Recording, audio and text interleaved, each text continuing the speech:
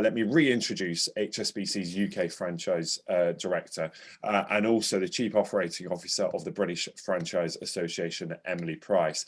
Emily, I'm going to come to you first because I know you want to talk about that support that we've talked a little bit about already, but about the support that is available for people who are looking to join a franchise. So let me hand over to you. Absolutely. Thank you, Ben. I'm just going to share screen. Great, so hopefully you can all see that now. It's fantastic, firstly, to see so many people at today's Discovery event, and I am very conscious that all of you will be at different stages in your journey through looking at the franchise opportunities. So I'm going to take a very quick whistle-stop tour, a little bit about who the BFA are, about how we can help you, and also about some top tips really about what you can be thinking of next for your journey as you decide to head into investing in your franchise. So who are the BFA? Well, franchising isn't regulated in the UK, so it's very important that there is a standard that is adhered to, and the British Franchise Association is the self-regulatory body that looks after those standards. So every brand that is represented here today, I'm really pleased to say, has been accredited by the British Franchise Association. So that does mean that we have had a look to ensure that there is a viable business model available for your investment. And this is a process that continues throughout the journey of a business being in membership with us. So we will actually be looking at that accreditation throughout the time they're with us. So it's a continual journey over a 3-year period, rotating. The other thing that the association does is educates and trains the industry. This isn't just the franchisors, it's also franchisees, and you as prospects can access some of that training as well. And I'll come on to some of that in a minute for you. The other thing that we do is promote franchising. So franchising, as you will have seen, is represented far and wide across many, many sectors. And we do like to help local communities and the brands that are represented across the franchise industry promote the fact that they are a franchise business, and also the differences that they're making to the communities that they live in. Essentially, we are the trusted partner for franchising in the UK for anybody that is in or looking to get into it. So how can we help you right now? Well, the first thing is, if you're looking at a franchise, are they accredited by the British Franchise Association? So keep an eye out for the BFA logo and ask the franchisor if they have been accredited. There is also some free online training available to you. So this is a modular course that you can undertake at your leisure. You can start, stop, but it will give you an opportunity to understand a little bit more about what being a franchise means, being a franchisee will mean for you and how it could impact your life. There is expert advice available at the association. So if ever you have a question, you come upon you come across something and you're unsure, you can pick up the phone, you can contact us online. All of the details are on the website, and I'll pop up a QR code at the end so you can grab that before I leave. And the other point here is that there is an online directory. So please do go to that, have a look at all the different franchises available. Obviously, you're going to see some great franchises here today, but the key is to make sure you're very comfortable with your investment. So make sure that you are looking across the portfolio and you're comfortable with the people that you're looking to invest with. There's lots of information online as well, so I would encourage you to take a look at that site, the website for that. We don't just stop helping franchisees though at the point that you're at today. Once you've joined the franchisor that is accredited by the association, you will also be entitled to apply for membership for free. That's what the logo represents on this slide here. And that means that we can represent you. We will be able to support you with various business training and also the wider community, so that you can tap into that to help you as you build your business in franchising. Quickly then, the landscape, just so you've got a bit of a snapshot, it is fairly big. So people are a little bit surprised when they see this. 710,000 people are employed in franchising, 48,600 units. So these are franchisee units. And it is approximately a 17.2 billion turnover in the UK. So it's a significant portion of the UK GDP there. Now, you've heard a number of these a moment ago with the franchisees that Ben was interviewing, but there are a number of motivators and reasons why people will look to invest in a franchise. I'm not going to go through all of these again because you heard some very real life examples, which is great.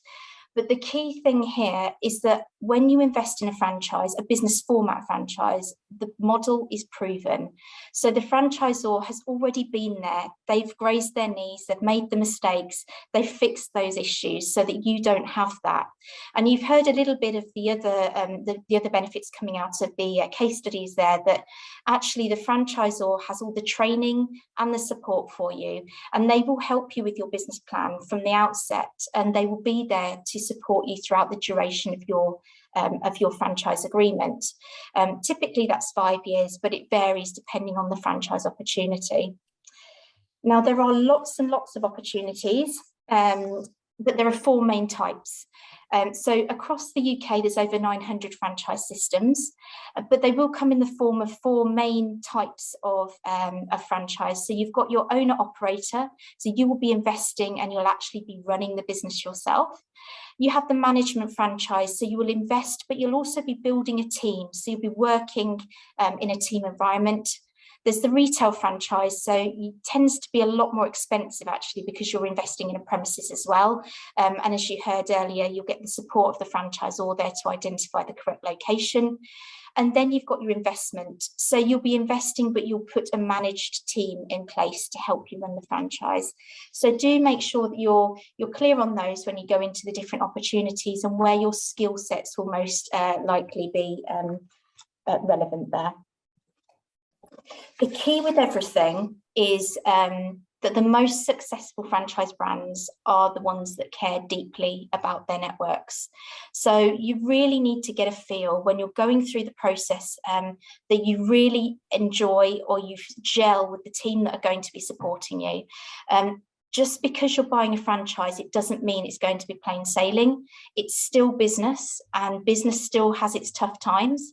So you want to know that that team that you're engaged with, when the going gets tough, you can sit and have an honest conversation and overcome the barriers that every business will encounter at some stage. We do refer to it as a marriage because, it's a genuine partnership. And if you get that right, it will really thrive. So let's just quickly, before I have to hand over back to Ben, go through some tips around finding the right franchise for you. So it does start with you, actually. It's a bit of self-reflection, and you need to understand what kind of lifestyle you want to live. And what's the family environment? Do you have the support of your family and friends around you? Because it is really important. It's going to be tough at the outset. You are not given a business that is guaranteed to make money. You're given the tools to build your business. And that does mean you're going to have to unpack the tools and start building. So please do remember that is the reality here. What's your personality? Are you somebody that really wants to go out and sell? Or are you somebody that really wants to build and support a team? And what's your experience? The people that play to their strengths are the ones that most succeed. And don't forget, you've got to enjoy what you're doing. If you enjoy it, you'll never work a day in your life. So the best people are the ones that are really passionate about what they want to do, making a difference, whatever the drivers are and the motivators, try and align that to the opportunity that you're looking at. This is really important, and I'm sure Ines will cover it in more detail, but available resource and financial needs. What time and money do you have, and are you prepared to spend? It's not just about what you can afford. It's great if somebody's saying you can earn £100,000 net profit, but if you've got to work 24 hours, 7 days a week, is that so great? So really get a feel for what the projections actually mean when you roll your sleeves up, and how much effort is required to achieve what you need to achieve. And be realistic. you need to make sure that you are funded correctly from the outset for success. And the last thing you want to do is borrow money, and then the business plan requires you need to go back to the bank later down the line. Ines will obviously cover this in more detail in a minute. The next thing is assess your market. Now, most franchising is territory maps, so it will be you'll be securing a particular location. Ideally, this will need to be near to you, otherwise you're going to have quite a cost getting to it. So what's needed in your local area? You know, what would work? You know it better than anybody else. Is there much competition around? Do you feel that the business will work well and stack up against that? And what are the prices looking like that you'll be asked to sort of deliver your service or product at in the market? Find all of these things out, do some research, because this is critical for the business plan part anyway. So it'd be really good if when you turn up at your franchisor, you've already done this, you can have a great conversation about the business potential. The final thing here is to do your due diligence. If you scan the QR code on there, these are key questions we would recommend that you ask every franchisor. It has things like, you know, speaking to the franchisees, asking for contact details and things like that. But I'll let you download that so you can see those for yourself.